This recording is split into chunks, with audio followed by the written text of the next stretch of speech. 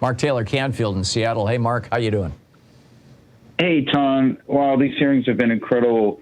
I really feel for the police officers who had to deal with that crowd in Washington, D.C., but I'm also concerned about movements across the country to fund police departments and hire a lot more cops, because I don't think that's going to solve all our social problems.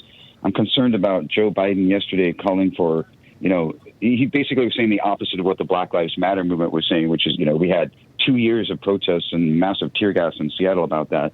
But he was saying, we don't need to defund the police, we need to fund them. And of course, we all need a police department. But I'm concerned that, just hiring a bunch of police across the country is not going to solve our problems without the reforms that were necessary. The reforms in Minneapolis that were necessary after the killing of George Floyd never really happened. The city council has been blocked there on a lot of that.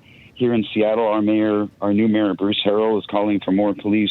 At the same time, he's sweeping up homeless encampments all across the city and not providing housing for people.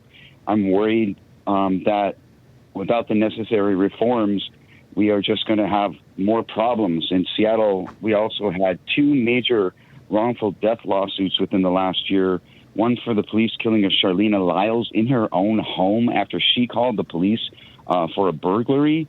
And then also Manny Ellis down there in Tacoma. 2 police officers were charged with second-degree murder. So just hiring lots of police is not going to solve our social problems. We have a devastatingly economic sort of war against the poor going on in this country. There's so many people that are suffering. The middle class is disappearing because of all the... I get it, Mark, and I completely agree with you. And that war on the poor was, declared by Ronald Reagan and then doubled down on by pretty much every president since him. With the exception, I would say, of Joe Biden. I think he's trying to pull back from that, although, and police reforms are absolutely necessary. But I can tell you, any mayor or any other municipality or governor, for that matter, who does not run on stopping crime, on getting homeless people off the streets, whatever technique they're going to use, is not going to get elected. And any politician who does run on those things, even if they're running on basically a neo-Nazi fascist version of those things, probably will get elected. And that's the great danger of this moment, because people are over it.